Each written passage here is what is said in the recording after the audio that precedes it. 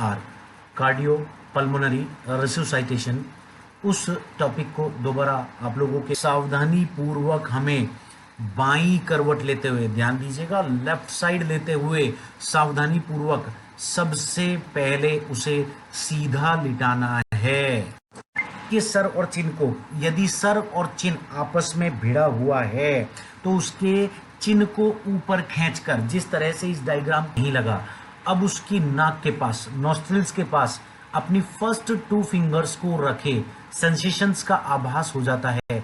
अगर first 2 fingers से भी आपको पता नहीं लग रहा है तो अपने कान को उस रोगी की नाक के पास सट पल्मोनरी यहाँ पहुंचता है, सबसे पहले इसे चेक किया जाता है।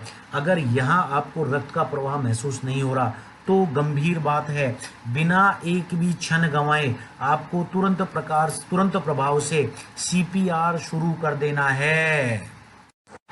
बिना एक भी क्षण गंवाए तुरंत प्रभाव से कार्डियो पल्मोनरी रिसुसाइटेशन शुरू कर देना है। अब यह किस तरह से शुरू करना है, ध्यान दीजिएगा, इसे शुरू करना, हमें इसे ऊपर और नीचे की तरफ खींच लें। अब अपने मुख से उसके मुख में लगभग 5 सेकंड लंबा एक सांस अंदर डालें और फिर उसके मुंह को बंद कर दें। ऐसा आपको लगातार करते रहना है तो हमारे फेफड़ों के अंदर वायु जाएगी, फेफड़ों के अंदर से वायु बाहर आएगी। आप देख सकते हैं हमारा प्रथम उद्देश्य ही हृदय का प्रवाह पुनर्जीवित करना, फेफड़ों के अंदर वायु के प्रवाह को आना और जाना सुगमता पूर्वक सुनिश्चित करना। इस वक्त हमें उतना ही डिग्री ऑफ लोड हमारे हाथों के ऊपर इम्प्लीमेंट करना है जितना कि हृदय आघात को सहन कर पाए।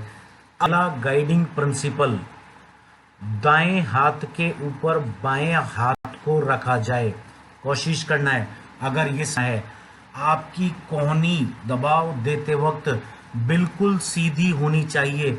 ऐसा ना हो कि आप जब नीचे, सारा प्रेशर इस स्टर्नम हड्डी के ऊपर पड़ना चाहिए। आप देख सकते हैं दाहिनी तरफ के दोनों चित्रों में 30 दबाव लगातार, कम से कम 30 दबाव आपको बिना रुके देने हैं। मैं ध्यान दे रहा हूं, कम प्रत्येक 30 कंप्रेशन के बाद, प्रत्येक 30 दबाव के बाद आपको 2 बार ब्रीदिंग, 2 बार मुख से मुख कृत्रिम श्वसन अनिवार्य तौर पर देना ही देना है।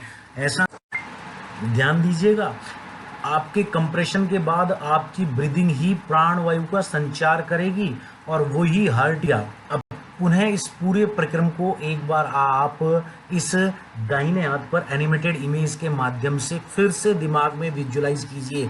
ध्यान दीजिएगा, यह किसी के जीवन को पुनर्स्थापन का काम है। बहुत परफेक्शन के काम होना चाहिए, बिना किसी हसल बसल के होना चाहिए, बिना डरे, बिना घबराहट के होना चाहिए। इसलिए इस चीज को आप बार बार अपने विद्यालय में, अपने कॉलेज में, अपने हॉस्टल्स में अपने साथियों को कर दिखाएं। आपके घर में भी यह और लोगों को आना ही आना चाहिए कि किस प्रकार आप इस कार्य को कर पा रहे हैं। यह जीवन शक्ति को, खोई हुई जीवन शक्ति को वापस लाने का काम